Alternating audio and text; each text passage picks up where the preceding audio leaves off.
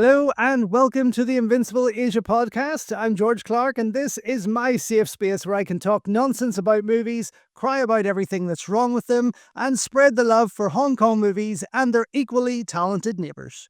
In this episode, I'm going to talk about the underrated titles of Hong Kong and Taiwanese cinema, recent releases from Western distributors, the Invincible Asia channel, and the great Herman Yau. But first, I just wanted to say a huge thank you to everyone who entered my 4K Blu-ray giveaway. What an incredible response, and I still can't get over the comments from everyone. It was just amazing. Thank you so much. When I asked you all to tell me what your favorite thing was about Invincible Asia, I meant things like the unboxings, show and tells, etc., the different shows that I have available, but I was deeply humbled and overwhelmed with the generous and complimentary comments delivered. Hence, why I decided to give away a little more than first stated. So thank you again. It means so much to learn that all this hard work is worth it. And believe me, when you don't see behind the scenes as to how much really goes into this, it's hard to know whether it's worth it or not. But your comments have certainly confirmed that it is. So thank you once again.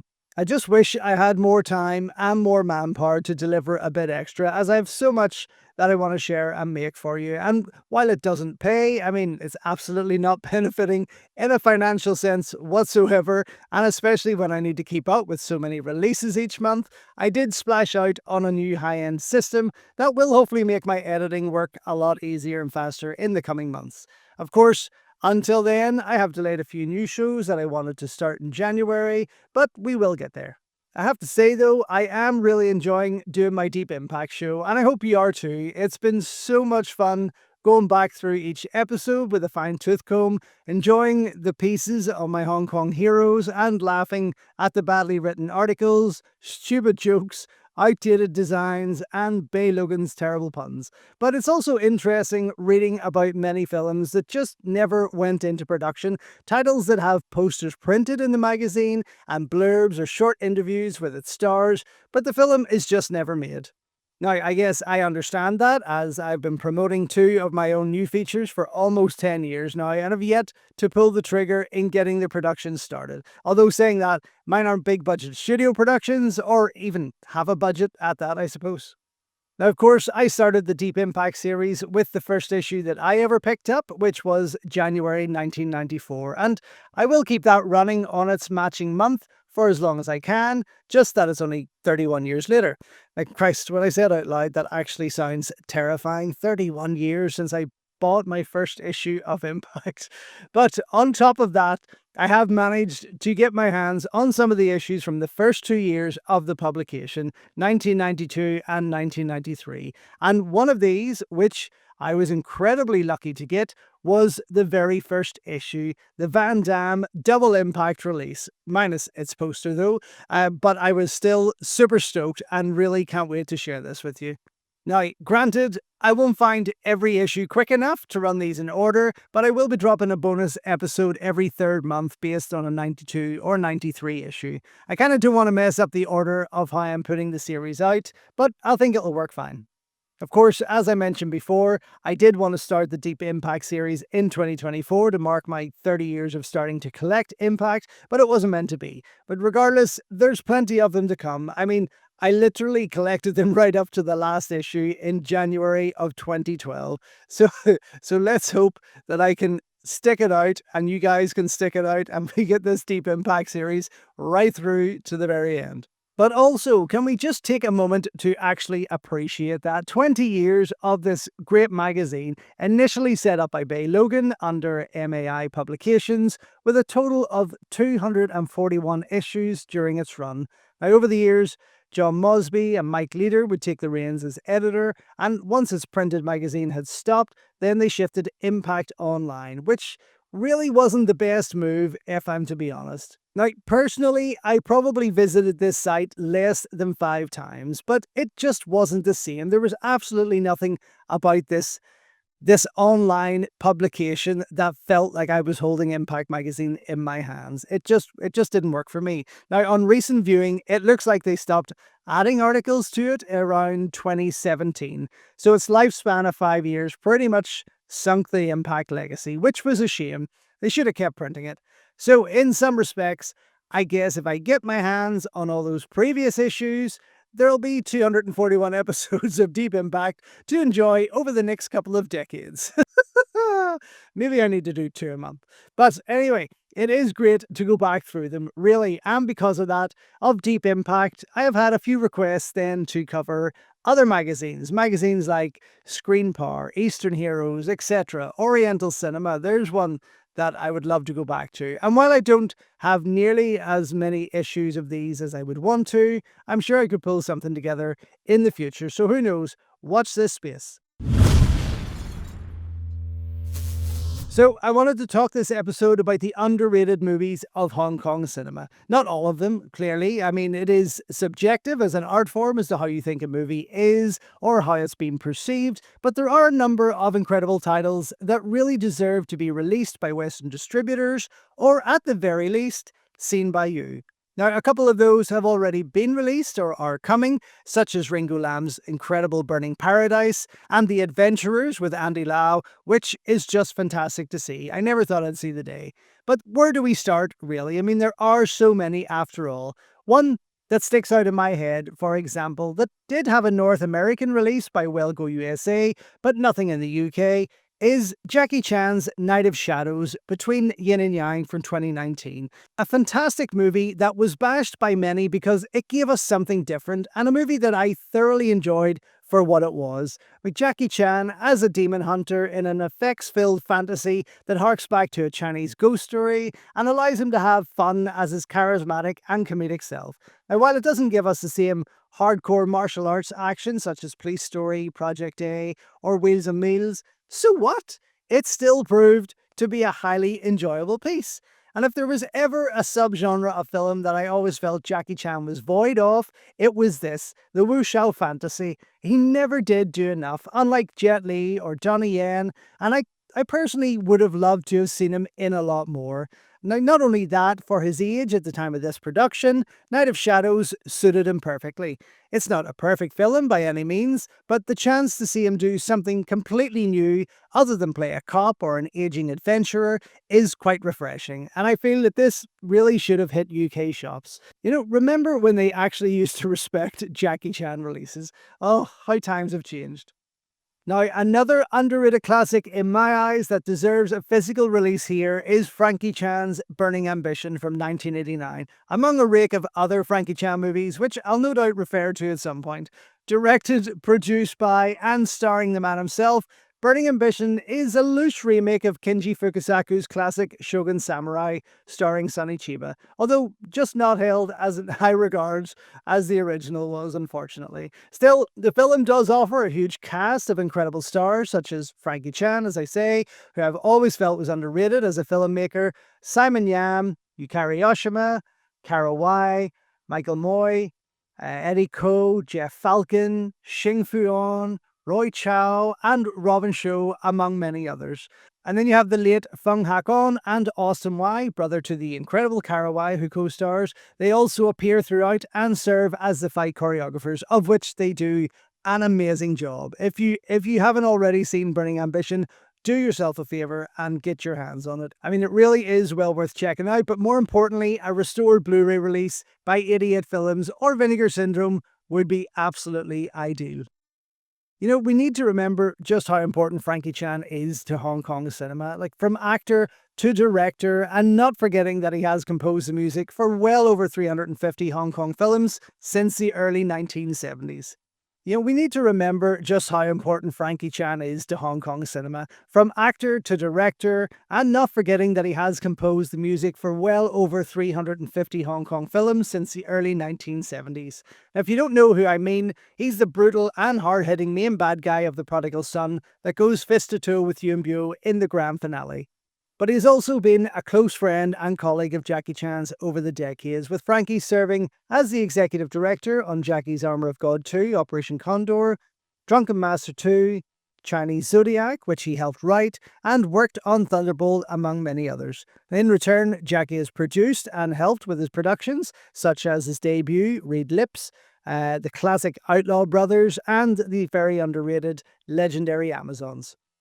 And while Frankie has directed over 20 titles, not all of them are perfect by the way, he has delivered many which deserve to be respected. I've no worries about The Outlaw Brothers, which is one of my faves. I mean, that film had a successful release on VHS, courtesy of Hong Kong Classics back in the day, and then saw a popular DVD release by both Hong Kong Legends and Dragon Dynasty over the last lot of years.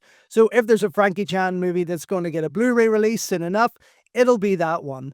Not to mention the fact that Mike Later has been posting loads of videos of it on his Instagram, so that may be a clue that they have been researching it for an audio commentary. Who knows? Our fingers are crossed. And while I'd like to see Frankie's Fun and Fury and Totally Bonkers, Oh Yes Sir, get a release here, I mean, I doubt it'll never happen, but I really hope it comes about. I'd really like to see his wuxia epic, or epics, depending on the cut that you watch, A Warrior's Tragedy, aka The Invincible Power of Kindness. I think there's like 3 or 4 different versions of this film, which features Frankie himself, the great Ti Lung, Anita Yuen, Fenny Yuen, Fung Hakon, who, once again, handles the incredible fight action. I think I have 2 versions on DVD myself, but I'd really love to see this film get a restored HD release, offering its many different versions and really getting the love that it deserves. Now, moving away from Frankie Chan, there is a couple of Corey Yuen Kwai titles I feel have been ignored and underrated over the years. And one of these was going to be the incredible Women on the Run, a Cat 3 film that recently saw a stunning Blu-ray release by Vinegar Syndrome. I urge you to go check out my unboxing for that, as well as our old audio commentary on the film itself. But then there's 2 projects of his that I feel deserve the same treatment. One is the fantastic Mahjong Dragon, and then the other is the hilarious Black Rose 2, both from 1997, the same year that saw him direct Yuen Biao's Awesome Hero for the Shaw Brothers Studios. So prior to these, Yuen Kwai's last directorial effort was Jet Li's superb My Father is a Hero, or The Enforcer for the uninitiated, but I can't believe that Mahjong Dragon has went practically unseen since its release. Their regular teammates David Lai and Jeff Lau joined Corey Yuen Kwai as the co-directors for this brilliant action comedy starring the, again, underrated Vincent Xiao Wenzhao, the beautiful and hilarious Josephine Xiao, who played Jet Li's mother in Yuen Kwai's Fong Sai-yuk, and the late, great Blackie Ko, and Jackie Chan regular and bodyguard Ken Lo stars as the main bad guy. I haven't seen this film in over 20 years, but when I had a bootleg copy way back in the late 90s, I just loved it and couldn't stop watching it. But I can't understand why it was never released. I mean, you have Body Weapon, Black Sheep Affair, and even Fist Power, which were other Vincent Xiao titles released in the UK, but never this. And it's crazy to think, considering the team behind it, how much it has been ignored. It's definitely a title I could see 88 Films putting out there, but with Eureka Video's recent track of Golden Harvest releases, it could possibly work there too. Regardless, just feckin' release the film. Yuen Kwai and Yuen Tak handle the awesome fight action, which sees Josephine Xiao replicate some of Jackie Chan's stepladder fight from First Strike, a scene in itself that is absolutely well worth the admission price. But generally speaking, Mahjong Dragon is criminally unseen and hugely underrated, and the same can be said for Black Rose 2 from the same team. Now, when I first saw this as legendary La Rose Noire 2, I didn't know what to expect. It was sent as a gift for ordering so much by one of the guys who provided Hong Kong movies that I got from one of those ads in the back of Impact magazine. But I was instantly a fan. I honestly don't think I had ever laughed so hard at a film, and I remember watching it over and over again, laughing harder and harder every time. So the film itself is a piss take of the 60s Hong Kong heroine, Black Rose, and the original Chor Yun film from 1965. But it's absolutely crammed with Stephen Chow Sing-chi style humour, some fun action courtesy of Yuen Tak again, and a cast just to fall in love with. Now these include the great Nancy Sit, who had just appeared in Stephen Chow's incredible God of Cookery the year before after being coaxed out of retirement, alongside my favourite comedy actress ever, Sandra Ng, who I just love. She is an incredible woman. The late Blackie Ko, Jan Lam, Spencer Lam Sung Yi, the crazy Bobby Yip, and a great cameo by Donnie Yen, which was a really nice surprise. I love this movie. So yes, 2 underrated Yuen Kwai, David Lai and Jeff Lau movies that deserve a much bigger audience and Western release. I hope you're listening, Idiot Films. Another film that I feel falls into this category and never fails to entertain me is The Innocent Interloper, a brilliant action comedy directed by Shaw Brothers legend Johnny Wang Long Wei. It's a really bizarre flick in the grand scheme of things, but so much fun, and Johnny Wang and Choi Fat deliver some hardcore martial arts action, which is always a bonus. Made in 1986, the film is about a quiet teacher, played by Lawrence Ng from Sex and Zen, who borrows a book which just so happens to contain stolen plates to make some counterfeit US dollars. It's a simple premise, but with some wild results. But what helps this be even more worthy is its incredible cast, featuring the likes of Elaine Loy in her first role, Shum Wai, Huang Zhongli, Xing Fuan, Lily Lee, Tai Bo, Charlie Cho, Bill Tung, Danny Lee, Wong Jing, Philip Ko, Wong Yu, Felix Wong, and Michael Chan Wai Man, among many others. It really is a lot of fun.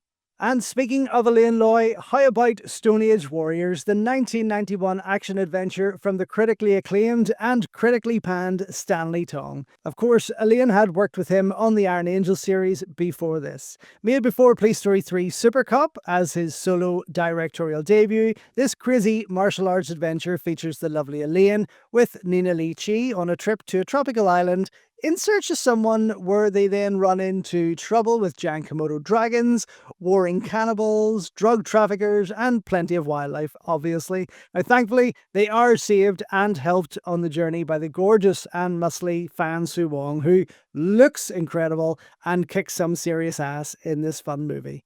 You know, after the huge success of Police Story 3 Super Cop, First Strike, Rumble in the Bronx, and other Stanley Tong projects, namely with Jackie Chan, I've always been surprised why someone hadn't snapped this up already. I mean, regardless of the criticisms of his work, Stanley Tong is a big enough name to warrant distributors scrambling for his works, yet that has never been the case with this one. Maybe someday.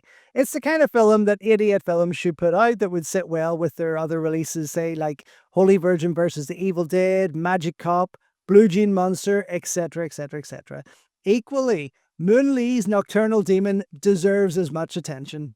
Released in the States on VHS as Enter the Lady Kickboxer, which I managed to pick up many moons ago, this martial arts comedy thriller comes from the Mr. Vampire director Ricky Lau and sees a young Miss Lee take on a glue-sniffing taxi driver serial killer. So if that alone doesn't perk your interest, I don't know what will. I mean, it's a crazy fun movie, utterly bonkers at times, but it offers so many laugh-out-loud moments and great fight action, courtesy of the great Cho Wing, who also plays the killer. One fight in particular sees Moon Lee fighting in a pair of roller boots, which is highly impressive. But also impressive is the great cast on offer, many of which are very welcome cameos, including stars such as Alfred Chung, Billy Lau, Isabel Choi, Teddy Yip, Yuen Hua, Anthony Chan, Richard Ng, Choi Su-ming, Corey Yuen Kwai, Meng Hoi, Chin Su-ho, and many more. But honestly, a very fun movie that just seems to be forgotten about among the many femme fatale greats. Now, in a similar vein, in terms of energy, comedy, and fight action, of course, is Sammo Hung's hugely underrated and largely ignored Pantyhose Hero, an action comedy classic that did see a video release back in the later 90s from Eastern Heroes, which, by the way, I initially missed and have been searching for ever since. So if you do have that video and you don't want it, please let me know. But it's also considered, by today's standards of sensitivity and alarming pressure from the PC police, to be highly offensive to the gay community and others, with its age jokes, abuse towards gay men, and direct language in how people are approached. Well, as a gay man, I have to say I absolutely wasn't offended in any way whatsoever. We need to remember that something like Pantyhose Hero is a product of its time and is very much a Hong Kong people's product, but I absolutely loved it. So much so that I've actually rewritten it to make as my next feature here in Belfast, maybe minus a few age jokes, mind you. Still, this Sammo Hung classic cannot fade into the nothingness and absolutely should be on a UK distributor's list for release. But seriously, where do we stop with a list like this? There's just so many. Films like Choi Fat's amazing 13 Cold-Blooded Eagles starring Cynthia Khan, again, another title released on video in the 90s by Eastern Heroes, and one I would really love to see get some love. Then there's the highly entertaining semi-sequel of sorts to Curry and Pepper called Pom Pom and Hot Hot, a 1992 production from Joe Chung starring Jackie Chung, Stephen Tung Wai, Alfred Chung, and the wonderful Lam Chin Ying. And while it's not perfect, it does offer some incredible action scenes that deserve a bigger audience. I'm nearly sure Eastern Heroes put it out on video way back when, but under a completely different title. Maybe I'm wrong. And in regards to Curry and Pepper though, starring Jackie Chung and Stephen Chow Sing Chi, I do believe we might see that sooner rather than later, and I do love it. Another that I really enjoy, and it did have a healthy release multiple times on VHS many moons ago, is Cynthia Rothrock's City Cops, also known as Beyond the Law, which is the title I first found it as, and Free Fighter in Germany. This is a hugely underrated title of Cindy's filmography. Not anything special in terms of story, etc., but the fight action and the comedy is just fantastic. Directed by Lagar Wing, who really needs no introduction, and choreographed by the man himself along with Ridley Choi and Douglas Kung, there's so much to enjoy here, and once again, I can't believe it already hasn't been snapped up. Cindy's role here is one of my absolute favourites, and I wish she had done more like this. The great Xing Fu-on, Michael Moy, Ken Tong, Mark Houghton, and Michiko Nishiwaki co-star, and if you haven't already checked it out, please do. It's so much fun. I've always enjoyed Philip Coffey's Killer's Romance as well, another unofficial adaptation of Crying Freeman, much like Dragon from Russia, which was also made the same year, starring the man himself alongside Simon Yam, Joey Wong, and a host of other familiar faces. From what I remember, the film was shot in Mike Leader's hometown, I believe, just after he left for Hong Kong, annoyingly, and I do have a couple of UK VHS releases of it, but again, it's odd why it's never seen the light of day since. Similarly, getting a UK VHS release and being based on another popular manga at the time is Choi Hark's incredible Wicked City, a visually stunning and wild horror action anime style sci-fi flick that is criminally underrated. I have that UK video release, but I also have the German DVD release of it where it was renamed as Mutant City. But this is one I think 88 Films would really do a great job with. And hopefully, now that Shout Factory have got their hands on the Golden Princess catalogue, we'll soon get to see the brilliant, and again in the last few decades, forgotten and very underrated Legend of Wisely, probably better known to UK fans as The Legend of the Golden Pearl, starring Sam Hoy, Teddy Robin Kwan, T. Leung, and Joey Wong. I just love this movie. It was one of my religious rentals as a kid, and I eventually got my hands on the Hong Kong DVD many years later, which allowed me to see it in its original language with subtitles for the first time. But I really would love to see it get a gorgeous Blu-ray release in the near future. Now, of course, I could go on and on and on with this. I should have just made this whole podcast about titles that I would like to see put out on Blu-ray. But yes, lots and lots that deserve a bigger audience. Jackie Chung's To Live and Die in Chim Sha Choi, and Best of the Best from Herman Yau, the great Vampire Buster, which I have a lot of fun with, and Private Eye Blues. Then other classics such as A Life of Ninja, Return of the Deadly Blade, Billy Chong's Crystal Fist, Lagar Wing's incredible Dragon Family. Oh, I need to stop. Okay, this could just get ridiculous. And as I look around my studio here, I just see so many leaping off the shelves here. So yeah, maybe it is worth doing a video about sometime soon. So we're already into March, and the future releases for the months ahead are already leaking out there on social media, exciting us all and asking us for our pre-orders. Of course, 88 Films are at it again, rehashing old releases in 4K and hoping that we'll all be stupid enough to get them, which we will. Of course, now I'm talking about the 4K announcements of Jackie Chan's Miracles, Crime Story, and more recently, Armour of God 2 Operation Condor, all featuring stunning new artwork from a mix of artists, but I'm not holding my breath for any new extras if we're to base these on their 4K Jet Li releases. And it's already been an interesting couple of months of releases so far from a number of distributors. We finally got the 4K release of Jackie Chan's Dragon Fist from 88 Films. In fact, we got two versions, which you should go and check out my unboxing and review video for that calamity. But they were nice, and definitely the best I have ever seen the film look. They also finally released Cat 3 Classics, Sex and Zen, and the Erotic Ghost Story trilogy, both of which looked absolutely stunning, but you've really got to wonder just what are the excuses for all the delays? Because there's really nothing mind-blowing about these in the grand scheme of things. Eureka Video gave us Johnny To's awesome Running on Karma, which I just adore, as well as two Japanese classics with Kiyoshi Kurosawa's Cure, an incredible thriller, please check that out, and a childhood favourite of mine, Legend of the Eight Samurai, starring the great Sonny Chiba, Hiroyuki Sanada, and Tsushiomi. Now, this was only a Blu-ray, but its 4K restoration just blew me away. Far better than Dragon Fist, which was actually on 4K. But it's all good. It's all good. They're all worth checking out. Of course, Arrow and Radiance have been keeping up to speed also, most of which I have reviewed on my website from Screeners Sent, but they aren't retail versions, hence why there's no unboxing videos as yet. And as if I'm not spending enough money that I don't have, I am scouring eBay for Hong Kong Legends, Dragon Dynasty, and Cine Asia titles that I missed over the years, not to mention complete my Made in Hong Kong, Eastern Heroes, and Hong Kong Classics VHS collections. But a lot of these are proving extremely difficult to find or are so ridiculously overpriced on eBay, I wouldn't actually be able to eat for a week in buying just one of them. For example, I was recently searching for the original Hong Kong Legends DVD release of Ringo Lam's City on Fire, which there are a few of kicking about on eBay. Now, many of these are around the £40 or £50 mark, but one copy in particular is going for 114 quid. I mean, why's the fuck up? Who in their right mind would click that buy now button? Not me.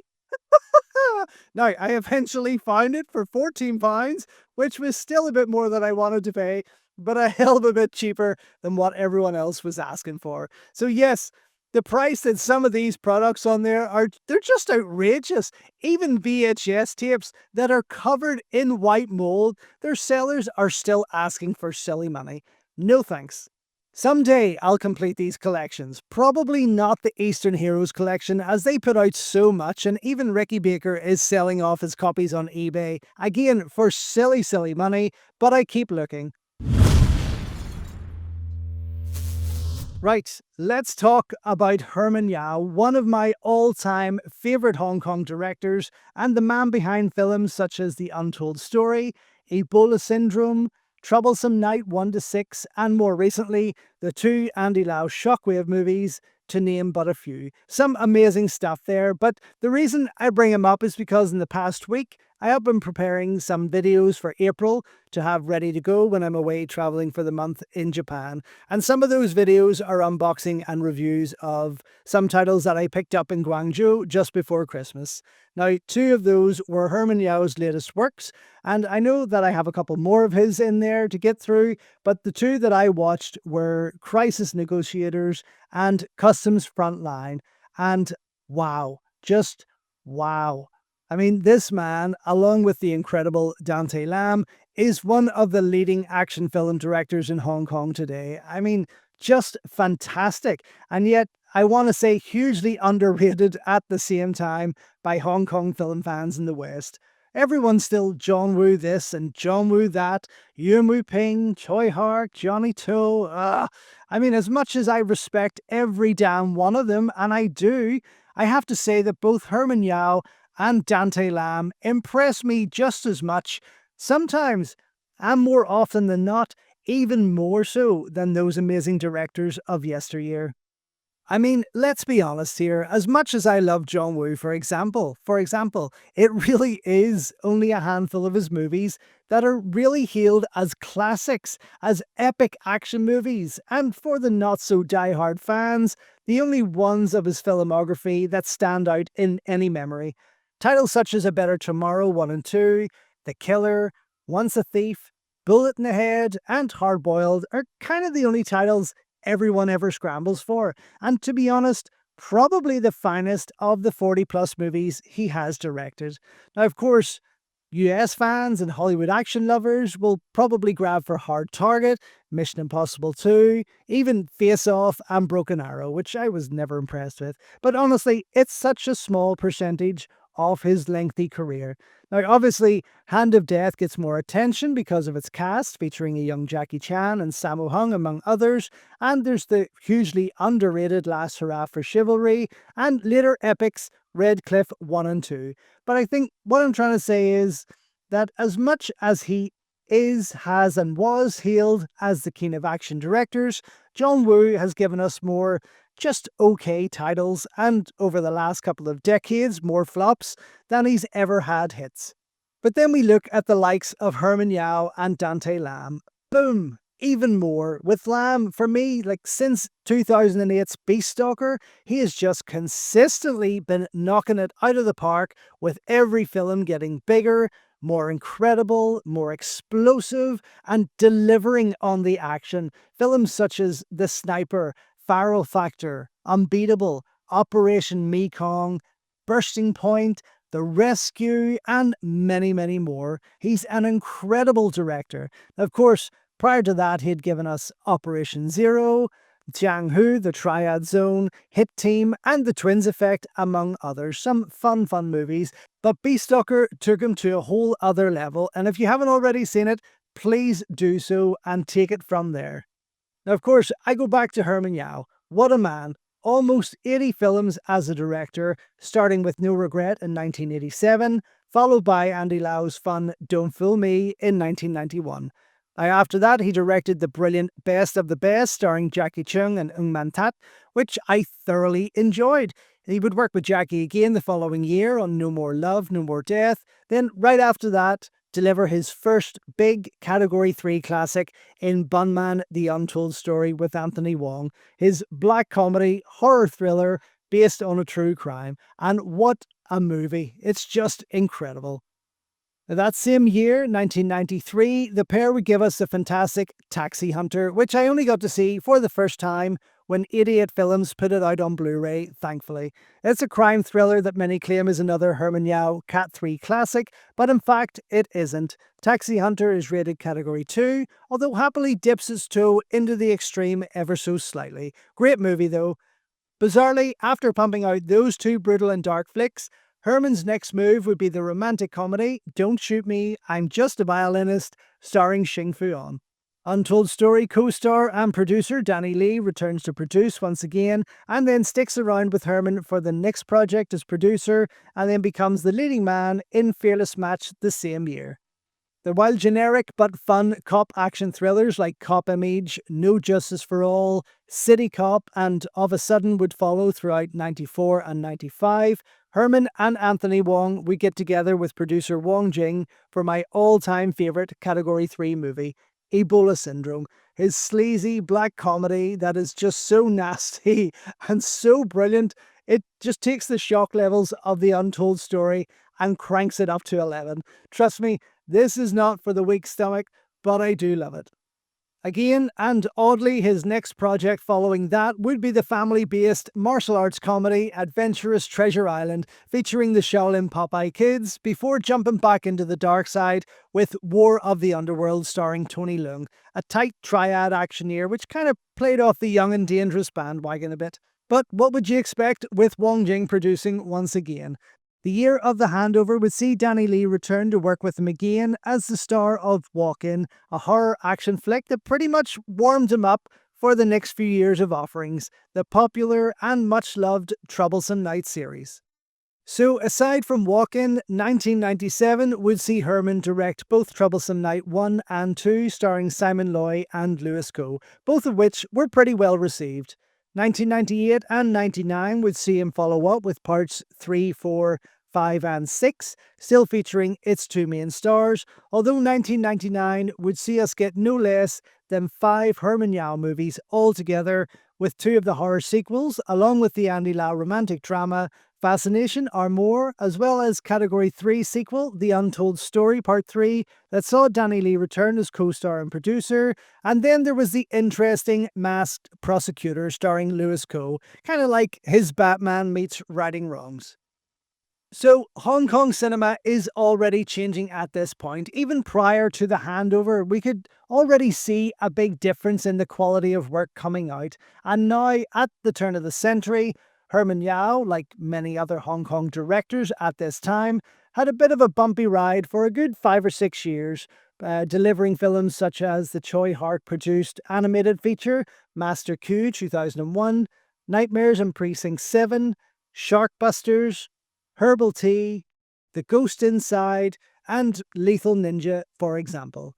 But around 2006, Herman started to find his way again with stronger projects such as On the Edge, starring his good friend Anthony Wong alongside Nick Chung and Francis Ng, followed by the brilliant Mob Story the next year. He then made a return to the Cat 3 genre with Gong Tao, a black magic style horror that was a neat throwback to similar movies from the Shaw Brothers days. After a few more Cat 3 entries, Herman hit back with Turning Point in 2009, bringing Anthony Wong and Francis Ng back together and featuring a small role by the great Yuen Biao.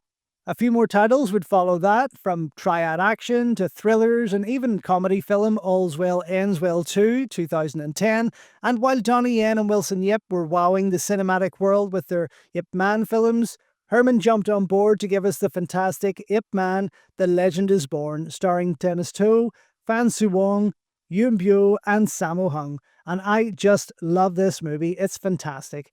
Turning Point 2 followed that in 2011, along with the awesome and very underrated Woman Knight of Mirror Lake. Now, there's another title I should have talked about earlier.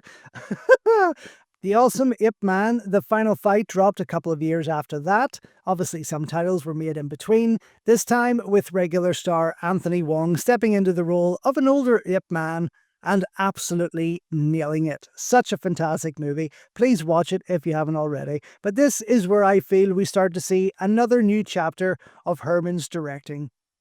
Now, while lesser titles do fall in between, I mean, the guy loves making movies, clearly, and not everything needs to be a big commercial hit. Herman directed the hilarious 2015 comedy An Inspector Calls with an all-star cast such as Eric Chang, Louis Kho, Theresa Mo, Gordon Lam, and a great cameo by Donnie Yen. Then Anthony Wong teams up with him again for the great crime drama The Mob Fathers, which co-starred and was produced by Chapman To. And it's then at this point that Herman takes off the gloves. Teaming up with Hong Kong powerhouse Andy Lau Tak Wah, who also served as one of the main producers, Herman kicked off 2017 with the friggin' fantastic Shockwave. What an incredible movie, like Hollywood-level action thriller that just showed the world what an amazing filmmaker Herman Yau really was. 3 more movies followed in 2017, such as Cat 3 Horror, The Sleep Curse with Anthony Wong, who also then starred with him in the romantic drama 77 Heartbreaks just after that. Then there was the Louis Kho ghostly drama Always Be With You. I mean, there was just no stopping this guy. This was then followed by The Leakers, which was brilliant and is only 2018 production, starring Francis Ng, who would also return for his hilariously wild comedy A Home with a View in 2019. The first time I caught this was on Netflix. It was hilarious and definitely well worth checking out. That same year, Herman would direct the awesome White Storm 2, taking over from Benny Chan, who had handled Part 1, which also starred Andy Lau, who served as the producer once again. Now, the pair would team up again immediately afterwards for the even bigger and more explosive Shockwave 2, which I highly recommend. Also, both titles are available in the UK from CineAsia. After that, and no doubt to take a break on something a bit easier, Herman delivered the rom-com sequel 77 Heartwarmings before taking a bit of a breather. Proving to be a force to be reckoned with in delivering big-budget, Hollywood-challenging blockbusters, Herman and Andy Lau teamed up once again for Moscow Mission, an action movie that I've yet to see, but it does feature some fight action directed by acclaimed Jackie Chan stunt team member Nicky Lee. After that, and while Andy then went off to make I Did It My Way, Herman jumped straight into the epic White Storm 3 Heaven or Hell, starring Louis Kho, Aaron Kwok, and Lau Ching-wan, with Nikki Lee delivering some awesome action once again. This is a fantastic trilogy, by the way. Please check them all out. So, Louis Koo and Francis Ng returned to star in his third feature of 2023, Death Notice, which I've yet to see, with the mainland-based action thriller Raid on the Lethal Zone being the fourth production of that year, apparently based on a true story. And then that brings me back to his latest two, the two that I picked up while I was in China, Crisis Negotiators and Customs Frontline. Now, wow, I just was not expecting these to be as big and as amazing as they were. Both films were available for me to watch on my flights in and out of China, but on the way there, I spent my time watching Once Upon a Time in China, A Better Tomorrow, and the Detective D trilogy, among many others. It's not that I didn't want to see Herman's latest films, but I just felt they deserved a big screen HD watch, and I was glad that I waited, trust me. So for me, Crisis Negotiators was just gripping from start to finish. Produced by Andy Lau once again, who also makes an interesting guest appearance in the beginning, although I'll not ruin it for you. The film is set in the 1990s, written so by Herman to take place before the handover due to the police scandals involved in the story. The critic reviews were mixed on release, but I really have to champion this one. Again, it just shows how well Herman Yau can deliver a Hollywood-level action thriller with some great dramatic performances from its leading stars, Sean Lau Ching-wan, Francis Ng, Philip Kung, Michael Choi, Ken Chang, and Michael Moy, with even Ken Lo and Timmy Hung entertaining as always. I mean, everyone involved did a fantastic job. But the tensity of the thrills and the solid action on offer, I mean, there's some pretty sweet shootouts here. Like, Lau Ching-wan gives us a role akin to Chow Yun-fat's finest, both dramatically and when he has a gun in hand. It was such a fantastic film. But the film is also beautifully shot by Joe Chung, one of Herman Yau's regular cinematographers since the late 90s, if the great Herman Yau is not shooting it himself. Of course, we can't forget that he is a highly regarded cinematographer, of course, having captured films such as Deadly Dream Woman, Fatal Contact, Bad Blood, Triads, The Inside Story, and Choi Hark movies like Legend of Zoo, Time and Tide, and the hugely underrated Vampire Hunters, aka Era of Vampires. And finally, then we have Customs Frontline. Again, another huge action thriller that challenges any Hollywood picture of the same genre and probably proves to be even more exciting. Actually, when we were in Guangzhou, my husband and I met up with Mike Leader for coffee. He happened to be there for the weekend, in for production meetings, but I was also kindly introduced to director Fong Kam-lik, who worked with Jackie Chan on the likes of Miracles, Crime Story, Police Story 3 Super Cop, Stage Door Johnny, Operation Condor, and Drunken Master 2 as the assistant director. Now, of course, my mind was blown and I had to give the guy a big hug just to say thanks for all the great movies. But during our time talking, Mike and I did discuss Customs Frontline a little, as I was talking about how amazing Herman Yau is. Now, to some degree, Mike had been a part of the production, bringing in French martial artist Brahim Chab to star as one of the big bads of the show. You can also catch Brahim in the likes of Man of Tai Chi, Dragon Blade, Bleeding Steel, Big Brother alongside Mike himself, Abduction, and again with Jackie in Vanguard. But here in Customs, he does get to offer a little bit more, going toe-to-toe with Nicolas Che in the final reel. And what a final reel it was. But hey, I'm jumping ahead. The whole film was just incredible. Massive action on a Hollywood level. You have ships crashing through buildings, explosions and shootouts in Africa, and big vehicle action. The heartthrob Nicolas Che takes the lead while doubling up as one of the main fight choreographers alongside Jackie Chan's stunt team member Alan Ng, and boy oh boy do they impress. Then you have the awesome Jackie Chung, who stars as his partner against crime, and I was very excited to see him co-star in such a huge movie. In fact, it would be his first with Herman since the mid-1990s. Now, Herman Yau regular and Crisis Negotiators co-star Francis Ng makes an appearance as their commanding officer, and the wonderful Melvin Wong also appears.